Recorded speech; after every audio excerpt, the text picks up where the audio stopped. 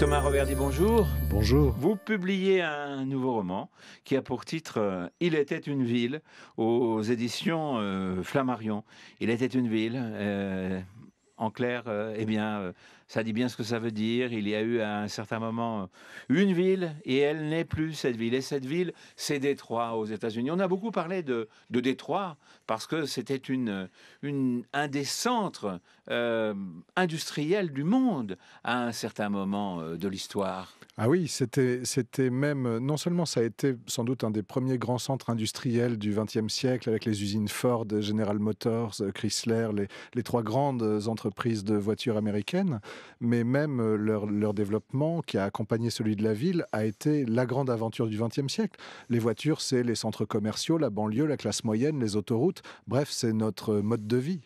Et Détroit représentait tout ça. C'était Motor City, la ville de l'industrie automobile, qui est déjà décrite par Céline dans Le Voyage, au moment où il passe chez Ford. Là, c'est là-bas. Une ville considérable, très peuplée. Extrêmement peuplée, qui était dans les 10 premières villes américaines, dans les 10 premières métropoles américaines dans les années 30 à 50, et qui a entamé un long déclin à partir des années 70, à la fois industriel et urbain. Et on va continuer à faire un tout petit peu de géographie, on va rentrer dans le roman, parce que cette ville a été touchée par les problèmes des problèmes économiques qu'on a connus aux États-Unis et puis ensuite en Europe et dans le reste du monde à la fin des années 2000, 2007, 2008, la crise financière. Et puis ensuite, disons que la machine s'est emballée parce que Détroit existe pratiquement plus aujourd'hui. À Détroit, c'est vidé. On est passé d'une population de 2 millions d'habitants, donc l'équivalent de Paris intramuros, à une population de 600 000 habitants. Hein. Donc c'est comme si 2 immeubles sur 3 s'étaient tout à coup vidés de leurs occupants. C'est absolument stupéfiant. Ça donne un paysage urbain tout à fait étonnant, désolant, avec de vastes friches industrielles, des terrains vagues qui sont vastes comme des prairies en centre-ville. Et puis même en centre-ville, des immeubles aux fenêtres murées ou vacantes. Des maisons incendiées. Beaucoup de maisons incendiées, des maisons qui valaient plus rien que leur assurance. Alors les gens partaient en y mettant le feu. Ouais, ouais. Et vous êtes allé à Détroit? J'y suis allé, mais finalement j'y suis allé après avoir écrit le roman, comme une sorte de récompense que je me suis offerte pour aller voir à quoi ça ressemblait. Pourquoi en vrai. l'inverse? Alors, pour une raison pratique, c'est un voyage que j'ai mis assez longtemps à combiner. Il fallait trouver des gens qui puissent m'accueillir, me faire gagner du temps sur leur connaissance de la ville, des gens qui vivaient en ville, ce qui n'était pas évident, parce qu'il y en avait de moins en moins, et puis les expatriés, les gens que je pouvais rencontrer, étaient plutôt des gens qui habitaient en banlieue. Et puis, c'était important aussi parce que... De laisser jouer votre imagination? Voilà, au moment où j'ai fini par rencontrer des gens qui pouvaient me permettre d'y aller, me présenter un peu les endroits dont je rêvais, là, je les avais déjà largement fantasmés. J'avais écrit une bonne part du roman. C'était devenu pour moi des lieux imaginaires où il y avait de la place pour créer des situations, pour faire évoluer mes personnages. J'avais pas envie de retourner au réel. J'avais pataugé dans le réel à travers la documentation au début, j'avais pas envie d'y revenir. Donc j'y suis allé après. Alors, quand vous y êtes allé, est-ce que à ce moment-là, le réel, la réalité a recoupé ce que vous aviez imaginé? À vrai dire, le réel, et c'est souvent le cas, était pire que ce que j'avais imaginé. Puisque, Pire? oui, j'avais imaginé, moi, finalement, des sortes d'îlots s'effondrant au milieu d'une ville qui, j'imaginais, tenait encore debout.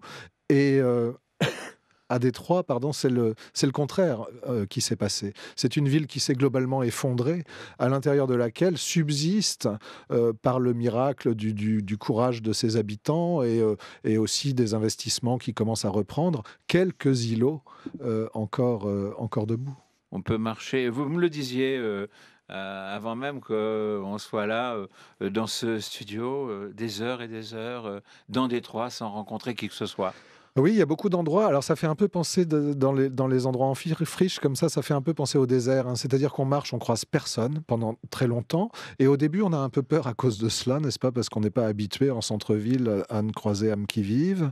Et puis soudain surgit quelqu'un. Et alors on se met à être un peu inquiet de voir cet individu arriver, puisque on est au milieu de rien, qu'il y a rien à faire et qu'on se demande bien ce qu'il fait là, tout comme nous finalement. Alors, dans votre roman, il y a, qui n'est pas un roman, enfin, qui n'est pas qu'un roman géographique, où il y a effectivement des paysages, il y a évidemment des personnages et nous sommes, avec un certain nombre de personnes, et notamment, un personnage central et en même temps des disparitions. Alors expliquez-nous un petit peu, parce qu'il y a un côté polar dans ce livre. Oui, alors il y a un côté roman d'aventure et roman policier. Il y a un côté, roman d'aventure parce que j'imagine dans cette ville que les habitants désertent, j'imagine que les enfants, se retrouvent on ferme des écoles, beaucoup de services publics sont en berne évidemment. J'imagine que des enfants se retrouvant, seuls et livrés à eux-mêmes, décident finalement de prendre la ville comme terrain de jeu, de fuguer, de s'installer dans justement une école abandonnée au milieu d'une prairie et d'en faire là une sorte d'île au trésor. Alors c'est le côté roman d'aventure, mais évidemment du côté des parents et de la société, c'est plutôt un problème, tous ces gamins qui disparaissent.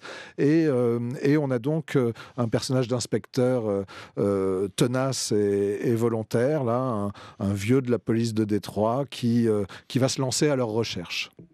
Et au fur et à mesure, eh bien, on va s'apercevoir que, il y a quand même un certain nombre de personnages, dans cette ville, et qu'elle est habitée et vous allez les faire vivre d'ailleurs, avec un certain plaisir quand même, hein?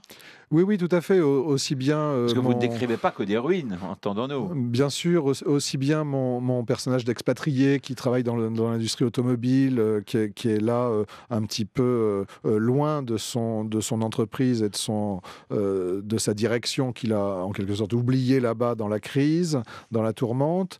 Il va quand même essayer de donner du sens à sa présence là-bas, à ce qu'il fait, à son travail, mais aussi tout simplement à sa vie. Il va traîner dans un bar où il va rencontrer une jeune femme. Les gamins, eux, vont vivre leur aventure de leur côté. Là aussi, évidemment, c'est comme dans l'île au trésor, c'est plein d'embûches. Il y aura un Long John Silver, là, qui est une sorte de dealer local, de petit parrain qui se sert des gamins pour son trafic. Il va falloir qu'ils arrivent à s'en sortir, eux aussi. Il y a cet inspecteur, il y a la grand-mère d'un des fugueurs là, qui est désespérée, qui va partir elle aussi à sa recherche, mais avec ses moyens limités. Et bon, tout ce monde-là gravite comme ça dans la ville. Chacun suit un peu sa ligne. Certains se croisent à certains moments et tous ont en commun quand même cette espèce euh, à la fois de courage et de nécessité de vivre malgré tout dans une ville qui ressemble à un paysage de guerre. Quelque chose de fantomatique dans vos livres. Si je me souviens du dernier, assez bien du dernier, et qui avait pour titre Les Évaporés. C'est un petit peu la même chose, pourrait-on dire, mais cette fois-ci, bon, on n'est plus au Japon, mais on est aux États-Unis. Oui, c'est bon, ce thème de la disparition, dans le fond, je crois qu'il traverse un peu tous mes romans, que ça soit, sous l'espèce du deuil, de la disparition historique, de la disparition, géographique, j'imagine que ça a à voir même avec l'écriture, avec qu'est-ce qui est en jeu, dans le fait de laisser une trace, hein, à travers des personnages, de laisser une trace de vie, quoi. Et donc ça veut dire qu'ils ont forcément toujours un peu disparu quand on se met à leur recherche en écrivant sur eux. Et c'est quelque chose qui, évidemment, vous passionne, de partir comme ça à la recherche. Ouais, et puis je crois que alors c'est un moteur dans l'écriture, bien sûr, c'est une sorte d'excitation, de partir à la recherche de quelqu'un, et puis je crois que c'est un fantasme de plus en plus moderne, hein, qui ne rêve pas de disparaître à l'heure où nos vies sont étalées au grand jour sur internet à chaque seconde. À qui la faute? Alors, est-ce que, bon, quand on regarde aujourd'hui, Détroit, et puis ce que vous nous en donnez à voir, on est un petit peu désespéré. Il y a de l'espoir quand même? Bien sûr, il y a de l'espoir parce que, bon, on assiste ici à une sorte de guerre économique, mais finalement même, heu, comme dans les pays qui sont dans une guerre réelle, les habitants qui continuent à vivre, qui continuent à il faut qu'ils trouvent leur nourriture quotidienne, il faut qu'ils entretiennent les meilleures relations possibles avec leurs voisins, ils tombent amoureux, les gamins, il faut qu'ils s'amusent, enfin bref, la vie, alors elle est moins drôle dans ces endroits, à l'abandon, mais malgré tout, elle en vaut bien une autre.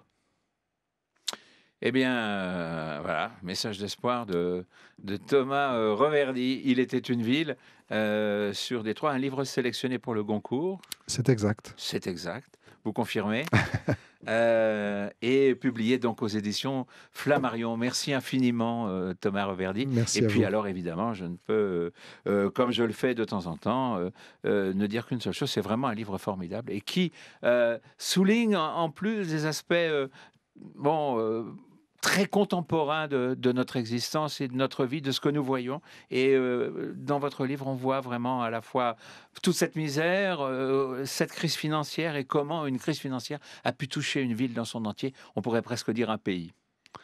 Merci. Merci.